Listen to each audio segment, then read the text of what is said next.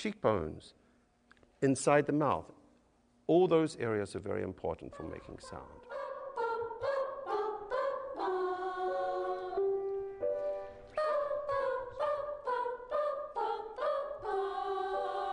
I think one of the most important things that we learn is that honor is a big part of who you are.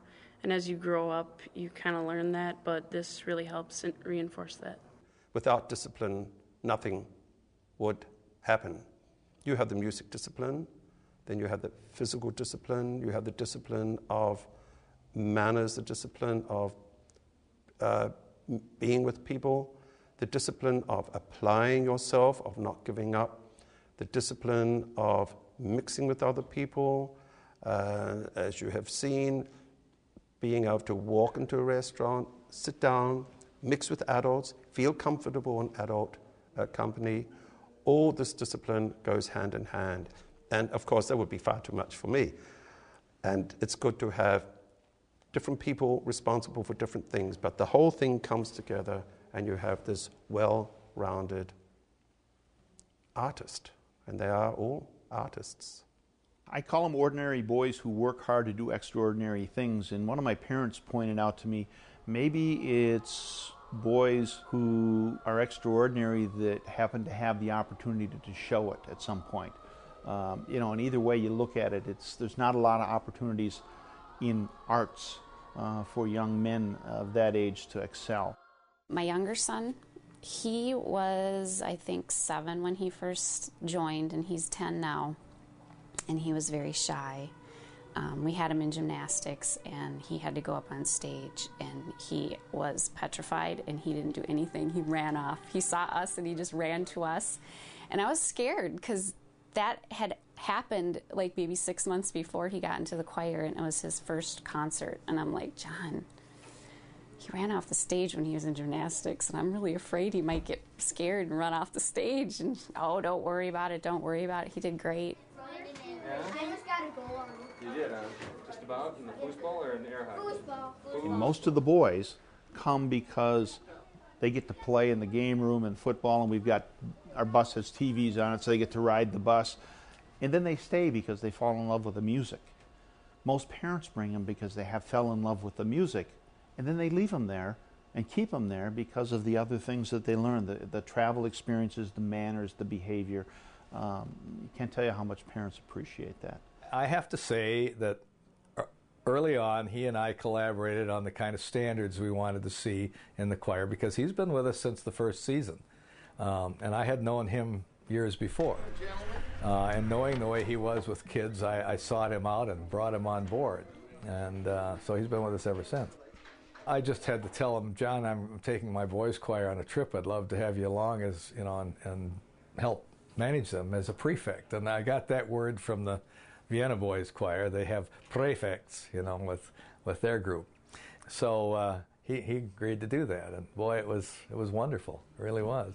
But he's big. He's really been steadfast in terms of keeping the kids on task, manners and behavior-wise. Of course, we all are. What it teaches is, I think, mainly it's responsibility for your actions, and mainly reinforcing what your parents taught you about right and wrong. We're going to have our crew come in and play act a restaurant scene. They're going to do some things they shouldn't do or that we don't normally like people to do. So what I want you to do is keep an eye on it. At the end, we're going to correct them, talk about the different things we're doing and why, and then we're going to go through and do it right. Okay? Enjoy. This is some good stuff. Yeah. Chewy. Always remember, like when a waiter comes and sets your Coke down, don't be looking at the Coke and saying thank you, because the Coke didn't do anything for you. You look at the waiter or waitress and tell them thank you, all right? I learned that lead by example is one of the most important things that we do. We don't tell people as much as we like to show people what the right thing to do is. The founder and myself have a military background, and so honor is to us is a real foundation. But each boy brings his own values, and the families bring values. We have certain core things that we believe in, and we tell the families that, and we tell them that's what we're going to teach. and they kind of buy into it as they enter into the program. But honor and is a real basic one. We expect the boys to be honest and responsible, and then we go into the behavior modes that we expect. We know there's going to be times when you just got to put your hair down and run and have fun. We have private behavior, we have public behavior, we have concert behavior, and each one dictates a little bit of a change. And it's based on the surroundings that we have at the time. If someone else is there and it's their first time seeing you, obviously when they see you, they're going to have their first impression. And we always tell the boys, you only get one opportunity to make a first impression. And we want to make a good one. So we've got a dress code, we've got a hygiene standard, clothing standard, and it isn't anything extraordinary, it's just neat. I don't know that kids have changed. There are a lot more distractions, obviously. I think parents have changed. I don't know that kids have changed. We have to keep up with our schoolwork, and that usually affects being able to get to choir or sports and other things like that. So choir has really helped us learn how to focus better. Whether it be PlayStation, TV, food, too much food maybe, but also the bad things, drugs and alcohol. This provides a opportunity for a kid to have a structured schedule and to learn something valuable that I don't think these kids know any more than I knew back then either. Any kids in any sport, I think they always find it's hard to commit to it and stay with it and continue through it. But as parents, you need to kind of encourage them to stick with it, and in the long run, I think they really appreciate that and they enjoy it. Well, choir, especially this time of year, takes up a lot of their time. You have to have a pretty tight schedule for them. To whether, right now there's no TV in our house right now, there's no Game Boy, no computer time. It's all, school, he's in sports, wrestling, and the boys' choir.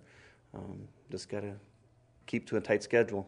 They see that they can start with something regular and come out with something exceptional at the end.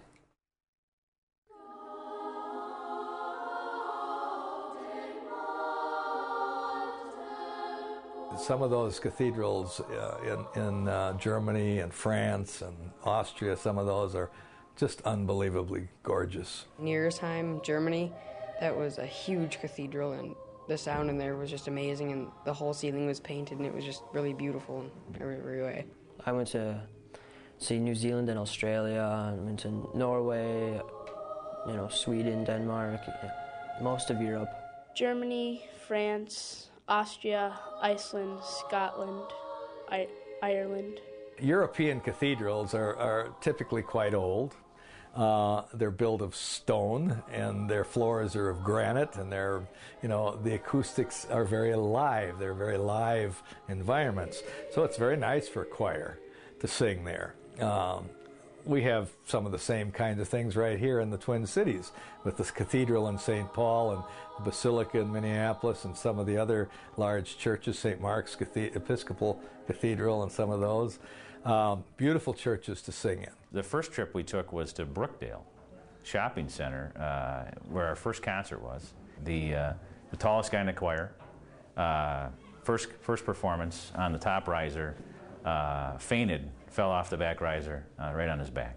I was really nervous when my older son went away, but he wasn't afraid. He was, let's go, I'm ready. So, that helped me. And he did really good with it. He has always done really good with other people. He's never been a really shy kid, so when it came to being in host homes, he never had a problem. These kids they're amazing. They go out and try to obtain a compliment. But just their everyday actions, especially when they're out on tour and with host families and stuff, they're amazing. I like to just meet the people and meet all the other choir boys that we go see. Some of the people we meet, they're really, really nice, and they give us odd food sometimes, but you generally end up liking them, and it's just a great experience.